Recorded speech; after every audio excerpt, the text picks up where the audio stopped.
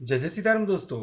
आज हम एक नए विषय के साथ आपसे चर्चा कर रहे हैं कि आखिर क्यों हमारा वैवाहिक जीवन सुखमय नहीं हो पाता।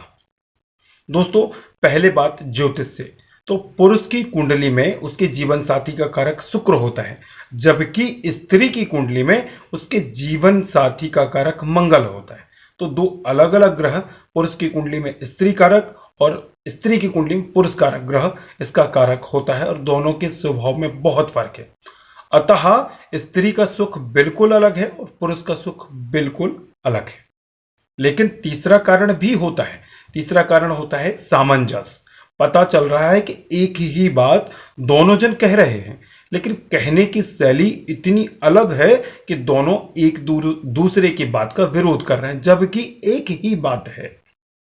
तो उसका कारक देवग्रह ग्रह बृहस्पति है। अब क्या हो, तो सबसे पहले हमें देवगुरु बृहस्पति को ठीक करना चाहिए, अर्थात हस्बैंड वाइफ के बीच सामंजस्य होना चाहिए।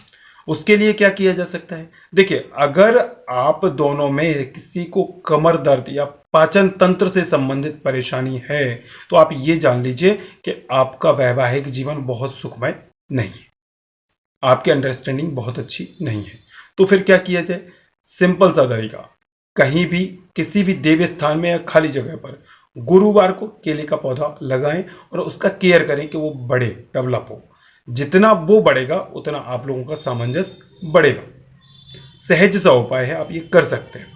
साथ में अगर पुरुष को लगता है कि उसकी पत्नी, उसका जीवन साथी बहुत अलग स्वभाव का है जो उसके स्वभाव के साथ नहीं चलता, तो क्या करे? पुरुष पुरुष को विवाहित स्त्रियों का सम्मान करना चाहिए। शुक्रवार के दिन किसी भी तरह का मीठा लिक्विड यानी जूस, आपको किसी भी तरह का जूस किसी विवाहित स्त्री को डोनेट करना चाहिए। आपके घर में अगर स्त्री आ रही है, स्त्री का मतलब पड़ोसिन, बहन, बुआ, अगर विवाहित स्त्री आपके घर में आई है तो उसे थोड़ा सा मीठा जरूर खिलाएं। अब बात होती है स्त्री की। स्त्री को लगता है कि उसका पति बहुत उग्र है, छोटी सी बात पर क्रोध करता है और हाथ उठाता है या मारपीट पर आ जाता है। तो क्यों? क्योंकि स्त्री की कारक ग्रह जो वैवाहिक सुख का है वो मंगल है, वो एग्रेशन है, वो क्रोध है। इसलिए पुरुष इस तरह का हो सकता है, ठीक है ना? तो स्त्री क्या करे? स्त्री करे कि अपने घर में एक लाल रंग का ट्रायंगल यानी त्रिभुज बनाए और जहां पति सोता है उसके बिस्तर के नीचे रखते। दूसरी चीज क्या करनी है? दूसरी चीज, सुबह उठने के बाद सबसे पहले धरती माता को स्पर्श करके मस्तक से लगाए। इससे उसका वैवाहिक सुख अच्छा हो जाएगा। तीसरी बात हम कर रहे हैं, अगर इन उपाय को करने में आपको सहजता नहीं है तो क्या करें? क्यों? क्योंकि आजकल ज्यादातर लोग फ्लैट में रह रहे हैं, शहर में बढ़ रहे हैं, तो ये आसानी से नहीं हो सकता। फिर क्या करें? 10 महाविद्याओं में से एक महाविद्या का नाम है मां छिन्नमस्ता। मां छिन्नमस्ता का एक छायाचित्र आप बनवाएं और अपने पूजा स्थल पर रखें।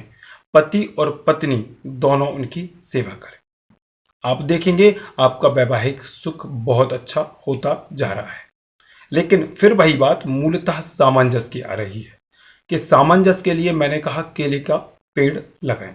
अगर आप केले का पेड़ नहीं लगा पा रहे हैं तो पति और पत्नी दोनों अपने गुरु को बनाएं, गुरु मंत्र लें और कम से कम 3 माला नित्य अपने गुरु मंत्र की करें। इससे भी आपका और आपके पति का या पत्नी का आपस में सामंजस्य बहुत अच्छा हो जाएगा। दोस्तों, एक सहज से उपाय है, सरल से उपाय हैं, इनसे आप अपना वैवाहिक सुख पूरी तरीके से पा सकते हैं। लेकिन कुछ और भी कारण हैं जो आपके वैवाहिक जीवन को बिगाड़ रहे हैं। उन पर आपकी व्यक्तिगत कुंडली के साथ ही चर्चा हो सकती है। दोस्तों, मैं आपसे यह कह रहा हूं कि इस तरह की जानकारी अगर आपको लगता है कि आपके अपनों को पता होना चाहिए तो आप वीडियो शेयर जरूर करें। आपको लगता है इस तरह की जानकारी लगातार आपके पास आती रहे तो आप चैनल को सब्सक्राइब करें। दोस्तों, आज के लिए बस इतना ही। आगे नए विषय के साथ आपसे फिर वार्ता करता हूं। जय जय सीताराम।